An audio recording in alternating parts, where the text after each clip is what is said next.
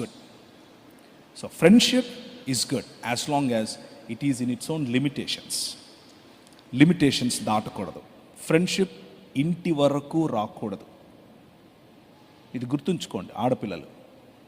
మన సమాజంలో ఒకవేళ బాయ్స్తో కలిసి మీరు ఆడుతూ ఉంటే, బాయ్స్తో కలిసి మీరు తిరుగుతూ ఉంటే, బాయ్స్తో కలిసి మీరు పరీక్షల్లో పాల్గొంటూ ఉంటే కాన్ఫిడెంట్గా ఉండండి, తప్పేమీ లేదు. కానీ దానివల్ల సమాజంలో మీకున్న ఇమేజ్ నాశనమయ్యే ఫ్రెండ్షిప్ వద్దు. ఆ ఫ్రెండ్షిప్ మీ ఇంటి దాకా రావడం వద్దు. దానివల్ల భవిష్యత్తు ప్రాబ్లం ఉంటుంది. భవిష్యత్తులో చాలా ప్రశ్నలు వస్తాయి. అలాంటివి రాకుండా మేనేజ్ చేయడం కోసం చేయడం మంచిది. కాబట్టి వీలైనంత వరకు మీకంటే చిన్నవాళ్ళను తమ్ముడు అనే పిలవండి. వీలైనంత వరకు మీకంటే పెద్దవాళ్ళను అన్నయ్య అనే పిలవండి.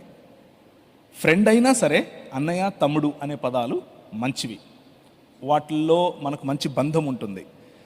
అలా కాకుండా ఒరే రారా పోరా అని చేతులు మీరు వేసి వాళ్ళు వేస్తే అది మీ పరిశుద్ధతకు, మీ వ్యక్తిగత జీవితానికి భవిష్యత్తులో ఇబ్బంది అవుతుంది. వండర్ఫుల్. గట్టిగా చప్పలు కొట్టండి ఒకసారి. ఆన్సర్ దొరికి